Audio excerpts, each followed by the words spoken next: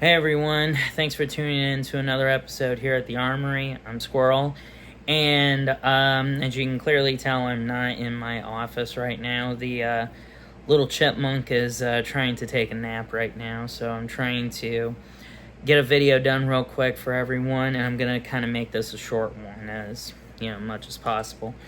So today we're going to talk about my main go-to-war rifle. This is the rifle that I would choose to take into battle with me as of right now. I'm hoping to upgrade this firearm as time goes on, but for right now, this is what I've got. And that is the AR-15, and this is what I've got as my main battle rifle. So we're just going to talk about this rifle really quickly. You guys aren't going to be able to see the full picture, I understand, but I'll try and get as much detail on this for you as possible. So, what AR that I have right here, this is kind of a mishmash of parts for right now. Right now what we have is my DPMS Sportical Lower on here.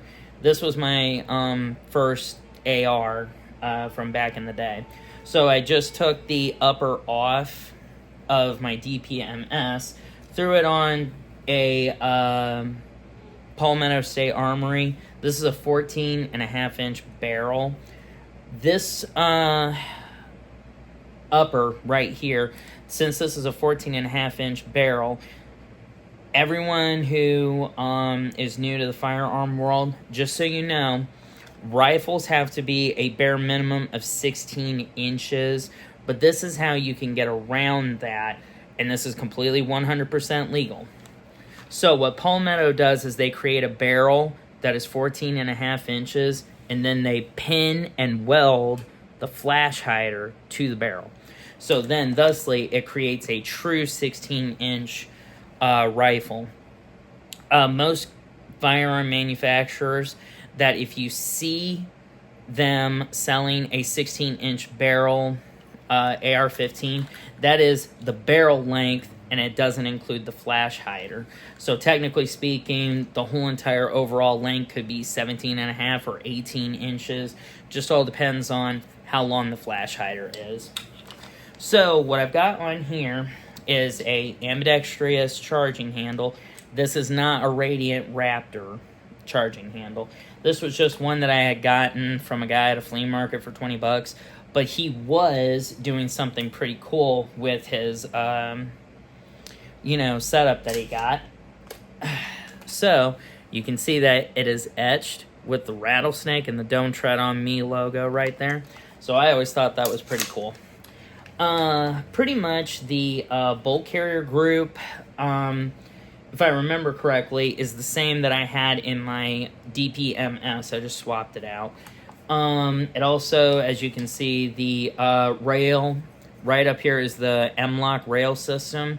There's several different ways that you can mount any kind of rail system to your AR-15. You'll have the classic quad rail system, then you'll have the newer, much more sleek M-LOK rail system. So it just all depends on what system you want to go with, and you just gotta go from there. What I have here in terms of a sight system is a Vortex Crossfire. Not a very expensive optic right here, but definitely a good starter. And a kind of a low profile red dot in my opinion. I just didn't want anything big and flashy on here like an EOTech for a, just a cheap AR build right now. This is also a Magpul handguard right here. The original vertical grips used to actually have you hold the firearm like this. The more modern day way is to hold it and C-clamp it exactly like this. So what I also have on here is a Streamlight flashlight. This is called their ProTac on here, and This Streamlight actually is pretty potent. So it comes with a pressure pad right up here. So you have the classic push button. You guys can see how bright it is. And this push pad right here allows you to activate it. But if you press it repeatedly twice, so once real quick and then hold on the second one, it creates a strobe effect. And that actually is a pretty nifty little tool to have.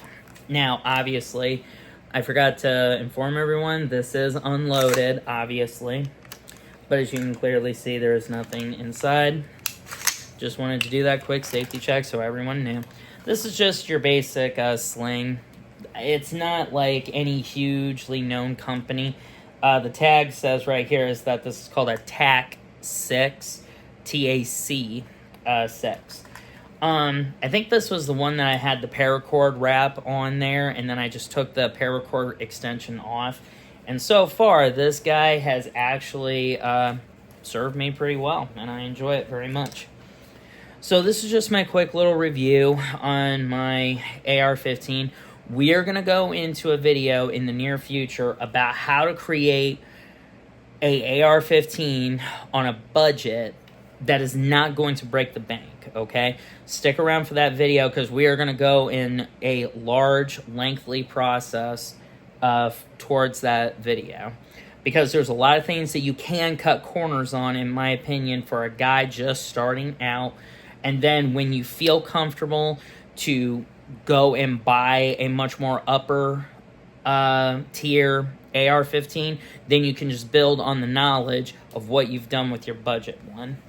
And take out the things that don't work for you, and then put the things in that does work for you. So, other than that, thank you guys for watching today. Sorry I haven't posted a whole lot of videos. I've been pretty busy with work and family. Thank you for tuning in today. Hope you guys have a wonderful Sunday. And remember, shoot straight and shoot safe. Have a good day.